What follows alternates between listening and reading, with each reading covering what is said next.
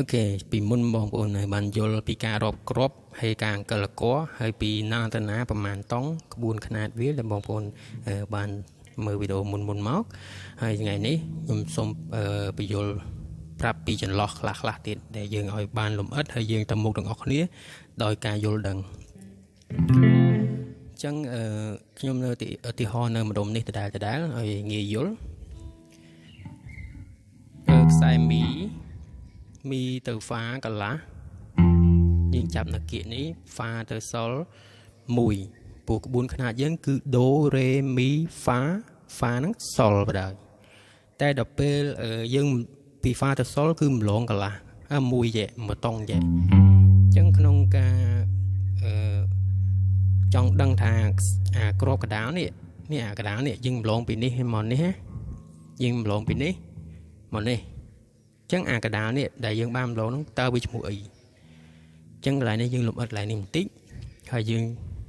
យកគ្រឹះកន្លែងនេះយើងទៅបំបែកយើងប្រើយល់ដឹងគ្រប់ច្រកនៅលើខ្សែហ្គីតានីមួយៗហើយការអង្គលកចឹងអានេះហ្វាសុលមកតង់តែបើនៅកដាលនេះមានន័យថាវាអង្គលបានតែកន្លះទេចឹងបើគ្រាប់ហ្វាកន្លះនេះគេហៅហ្វាយេអាហ្វាអាសេអសត្រង់ជ្រូកពីខាងមុខខ្លះបងប្អូនគ្រូមុនគាត់ថាគេគាត់ដាក់ឈ្មោះថាហ្វាសាបអាហ្វាសាបហ្នឹងអញ្ចឹងហ្វាដដែលទេតែវាដូរឈ្មោះផ្សេងទៅជាហ្វាសាបអញ្ចឹងការអង្គលមកមុខនៃអក្សរនៃក្របមួយឬអក្សរមួយអង្គលមកមុខមកកម្មនេះបើវាមិនបានរំលងជាតង់មកតង់ទៅឈ្មោះអក្សរផ្សេងឬក៏ក្របណោផ្សេងវាស្ថិតនៅក្នុងឈ្មោះមួយគឺហ្វាដដែលប៉ុន្តែហ្វាសាបឬក៏ហ្វាយេសហ្នឹងគេហៅហ្វាយេសហ្នឹងអញ្ចឹងវាមានលក្ខណៈមួយទៀតក្របសុលនេះសុលហ្នឹងពេលដែលថយក្រោយវាចូលទៅអក្សរគេវាស្មើសុលដែរតែគេដាក់ឈ្មោះវាឲ្យសុលបេម៉ុលបងប្អូនចាំអីឡើយហ្នឹងសុលបេម៉ុលបើសុលដកថយកន្លះចេះវាមិនបានចូលទៅក្នុងហ្វាទេអញ្ចឹងវាថយក្រោយវាស្មើទៅជាគេដាក់ឈ្មោះឲ្យថាសុលបេម៉ុលអញ្ចឹងហ្វាកិលមកមុខហ្វាយេសអញ្ចឹងនៅក្នុងនេះមានឈ្មោះ2ហ្វាយេសហើយនឹងសុលបេម៉ុលអញ្ចឹងហ្វាយេសសុលបេម៉ុលនៅជាមួយគ្នាអញ្ចឹងគេចាប់ពីរហ្នឹងឈ្មោះដូចផ្សេងគ្នាប៉ុន្តែតម្លៃវាហើយ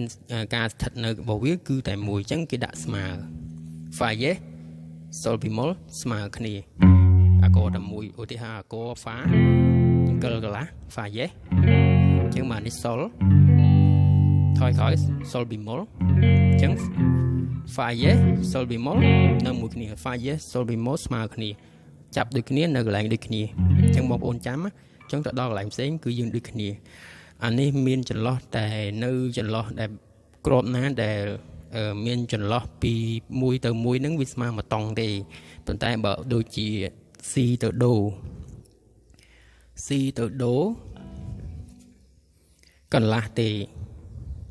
នៅទីនេះក្រប C ដូពូក្បួនពីក្បាលដំបងមកគឺ C ដូកន្លះ មីហ្វាកន្លះអញ្ចឹងអាកន្លះនេះអត់មានចន្លោះកណ្ដាលទេវាម្លងមកចិត្តគ្នាបាត់ហើយអញ្ចឹងពួកវាហ្នឹងដូអត់មានដូបេម៉ុលទេតែថយយកបេម៉ុលហ្នឹងចូលទៅក្នុង C បាត់ហើយអញ្ចឹងដូ C បាត់ហើយអញ្ចឹងបើ C ចង់ C យេអត់មាន C យេទេអញ្ចឹងបានអក្សរភ្លេងយើងអត់សេ C យេឬក៏ដូបេម៉ុលទេពីរហ្នឹងគឺវានៅគៀកគ្នាហើយក្រៅពីហ្នឹងគឺបំបែកទៅរាប់ទៅចេញមកបានទាំងអស់ចេញបេម៉ុលចេញយេមកទាំងអស់អញ្ចឹងចាំពីដូរេមីហ្វាសូឡាស៊ីដូ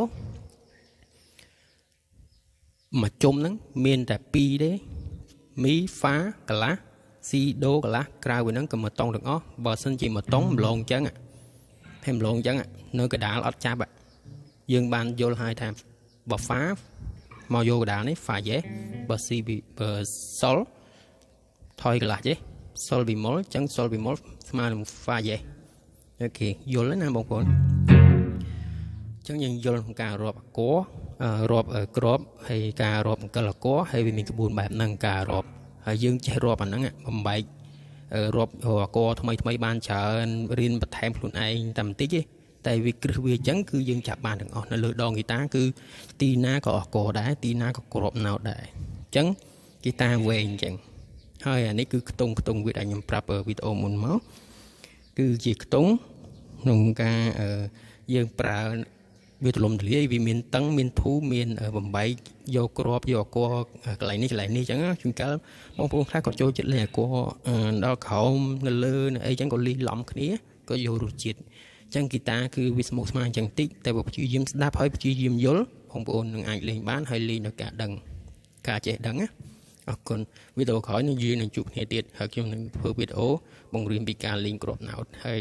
អកផ្សេងយើងលេងfinger style អរគុណ